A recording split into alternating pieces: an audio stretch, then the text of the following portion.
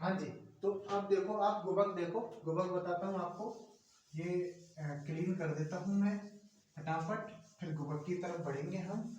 ठीक है, अगला शासक जो चौहानों की सांबर शाखा जो है, उसके अंदर जो अगले शासक हैं वो आपके रहेंगे कौन? तो वो आपके रहेंगे गुबक प्रथम। गुबक बड़ा ही खतरनाक और दिमाग वाला बंदा। कौन? ये ठीक है, कम चलने लग गया। गुबक, गुबक प्रथम। ठीक है, बड़ा ही दिमाग वाला बंदा। अब ये, क्योंकि मैंने आपको बताया कि सांबर के जो चौहान थे वो गुर्जर प्रतिहारों के सामंत थे, तो डेफिनेटली ये भी सामंत होगा। तो प्रतिहारों का सामंत था, प्रतिहारों का सामंत कौन था? गुबक प्रथम था। सामंत यानी कि जो गुर्जर प्रतिहारों ने, ऐसे बोल सकते हो कि सामंत का मतलब ये हो सकता है, ऐसे समझ सकते हो आप। हाँ, ऐसे समझ सकते हो आप कि जो प्रतिहार है उन्होंने सांबर के चौहानों पर अधिकार कर लिया और बोला कि यदि आपको सांबर में रहते हुए राज चलाना है तो आपको हमारा हमेशा सपोर्ट करना पड़ेगा, हमारी तरफ से आप सांबर पे राज करोगे। ठीक है, ठीक है। तो ओरिजिनलिटी में सांबर पे राज किसका था? प्रतिहारों का, बट जो वहां पे शासन कर रहे थे वो अपने चौहान थे। ठीक है, तो चौहानों में गुबक प्रथम प्रतिहारों का ये भी सामंत था, क्योंकि सांबर के चौहान थे वो प्रतिहारों के सामंत थे। अब देखो, गुबक प्रथम के समकालीन कौन था? समकालीन प्रतिहार शासक, समकालीन, आप लिख लो यार, है ना, लिख लो आप। और भाई इससे ना, शासक था आपका नागभट्ट सेकंड। ठीक है, अब होता क्या है कि नागभट्ट जो है, नागभट्ट जो है, इसकी एक सुंदर सी कन्या थी। कौन थी? सुंदर सी कन्या। बाबू भैया, वही लड़की का चक्कर है। तो यहाँ पर आपको ना मैं थोड़ा सा जो राजस्थान का मैप है उसके अकॉर्डिंग समझाऊंगा। तो मैं थोड़ा सा मैप ड्रॉ कर लेता हूँ, इतनी अच्छी कलाकार हम पेंटिंग करते हैं तो मैप सही नहीं बना हो तो क्षमा करना। ठीक है, ये देखो, यहाँ पे कौन? यहाँ पे तो चौहान, और यहाँ पे कौन? यहाँ पे प्रतिहार। अब प्रतिहार जो है, प्रतिहार जो चौहान है, ये क्या है? सामंत है। किसके सामंत है? प्रतिहारों के। तो प्रतिहारों के सामंत है, तो ये जो सभा बनेगी, ये सभा बनेगी यहाँ पर, सभा जो बनेगी, अरे यार ये दिक्कत करते हैं ना, तब दिक्कत होती है। अरे सभा जो है, देखो सभा लग रही है, इधर राजा जी बैठे हैं, इधर और भी बैठे हैं, ये देखो। ठीक है, राजा जी, अब क्योंकि ये सामंत हैं चौहान प्रतिहारों के, तो जो सांबर के चौहान है वो किसके राज दरबार में बैठेंगे? प्रतिहारों के में बैठेंगे। और प्रतिहारों का जो मुख्य शासन का केंद्र था वो तो क्या था? वो था मंडौर। ठीक है, तो मंडौर में ये सभा चल रही है आपकी। कहाँ चल रही है? मंडौर। अब होता क्या है कि सभा चल रही है, इधर रानियां भी बैठी हैं राजा के, और राजकुमारियां भी बैठी हैं, क्योंकि कभी कभी मन करे तो देख लेते हैं कि बोला कैसे राजपाट चलता है। हालांकि ज्यादातर टाइम रानी और राजकुमारियां यहाँ नहीं रहती थी, वो कहीं दूसरी जगह महल के एरिया में रहती थी। कुछ भी सही। तो यहाँ से क्या होता है कि यहाँ बैठे अपने गुबक भाई साहब और यहाँ बैठे अपने नागभट्ट, दोनों में क्या हो जाती है? तड़क भड़क हो जाती है, थोड़ी सी तड़क भड़क। और यहाँ पर पहली बार नागभट्ट को लगता है कि जो अपना गुबक है ये हमारे विरोध में जा सकता है।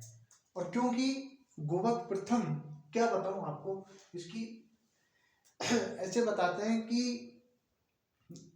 इतना शक्तिशाली था ये कि अकेला ही एक बहुत बड़ी सेना को पराजित कर सकता है। इतना खतरनाक था गोवक प्रथम।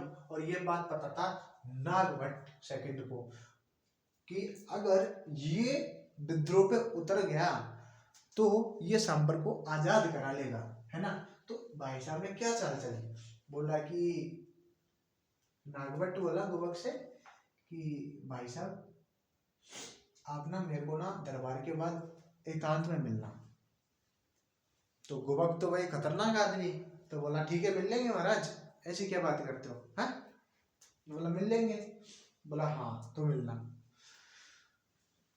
एकांत में जब मिलते हैं तो इधर बैठते हैं अपने नागभट्ट और इधर अपने गोवक हैं। नागभट्ट प्रस्ताव देता है गोवक को कि गोवक देखो, लड़ने में कुछ नहीं रखा है, सब कुछ प्यार प्रेम में रखा है। तो प्यार प्रेम हम दोनों के बीच बना रहे, इसके लिए मेरे पास एक सुंदर सुशील कन्या है जिसकी जटाएं लटाएं बाल इतने खतरनाक हैं कि आप सोच नहीं सकते। हिरणी जैसी आंखें हैं। ये बात अलग है, मैं गुड्डा बना दिया लेकिन उसकी हिरणी जैसी आंखें हैं और एक बार आप उन्हें देख लो तो आप दीवाने हो जाओगे। और मैं अपनी उस पुत्री जावाली का विवाह आपसे करना चाहता हूँ। कौन सी पुत्री? जाबाली का विवाह आपसे करना चाहता हूँ। किसने बोला? नागभट्ट ने बोला गोवक को। तो क्या हुआ, नागभट्ट ने नागभट्ट ने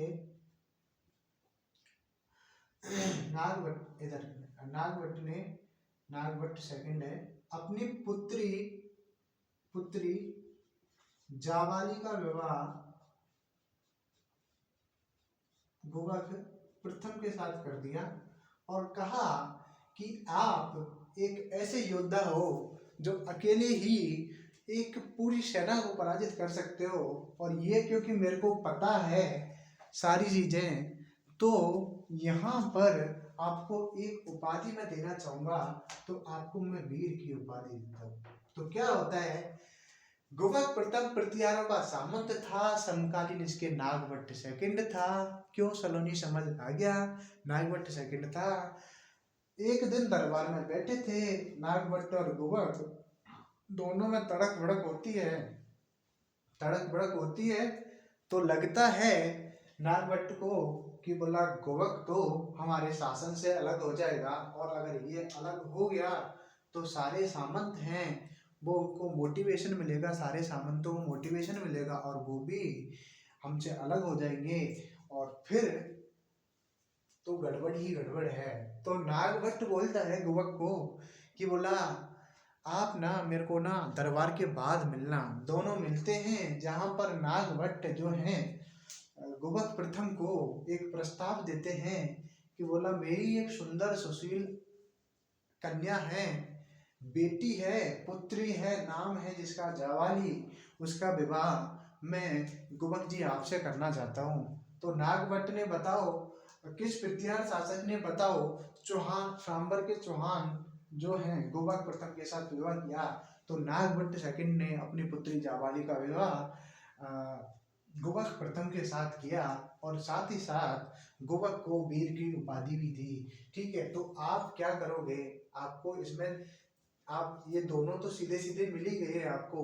ये आप लिख लेना कि गोवक प्रथम के साथ नागभट्ट सेकंड ने अपनी पुत्री का विवाह किया, नागभट्ट सेकंड ने गोवक प्रथम को वीर की उपाधि दी। ठीक है, लिख लोगे आप?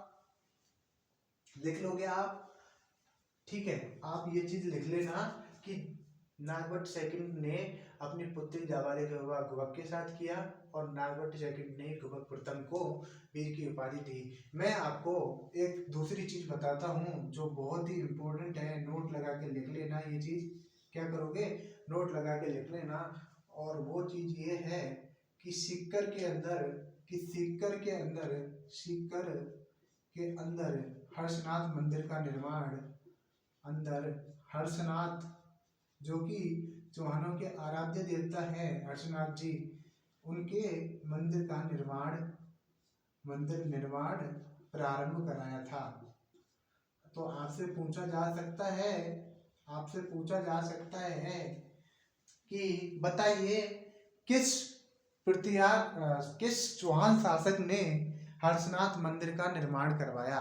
तो आपका आंसर क्या रहेगा, आपका आंसर रहना चाहिए कि जो गुहक प्रथम है उन्होंने सीकर के अंदर जो जगह है रहवासा, वहां पर हर्षनाथ मंदिर का निर्माण प्रारंभ करवाया था, जो कि बाद में सिंहराज जो अगले राजा होंगे उनके समय में पूर्ण हो गया। ठीक है, तो चलो हम अगले राजा की तरफ बढ़ते हैं। अगले राजा हैं अपने चंदन राज। तो चंदन राज की हम बात करते हैं तो थोड़ी सी जगह बना लेते हैं, क्योंकि चंदन राज में ऐसा कोई इम्पोर्टेंट काम नहीं किया कि इन्होंने, चंदन राज ने, बस इनको पढ़ना जरूरी है क्योंकि इनके पास थी एक ऐसी रानी जो आज तक किसी के पास नहीं हुई।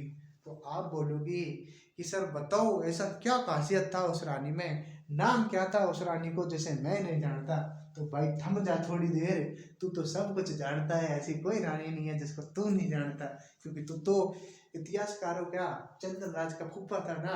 तो तूने तो शादी कराई थी, क्यों कमलेश, हाँ तूने तो शादी कराई थी। आजा, घूम मत, इधर आजा।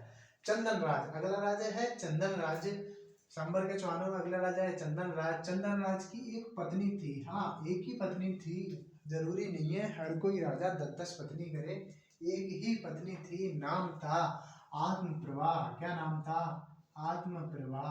क्या नाम था, आत्मप्रभा। और इन्हीं को ही रुद्राणी भी बोलते हैं। तो पूछ सकते हैं कि बताइए किस राजा की रानी का नाम आत्मप्रभा था। तो चंदन राज आपको नाम बताना है। अब जी चंदन राज है नाम और पत्नी का नाम आत्मप्रभा है, नाम मान लिया, लेकिन इतिहास में तो और भी रानी हुई है।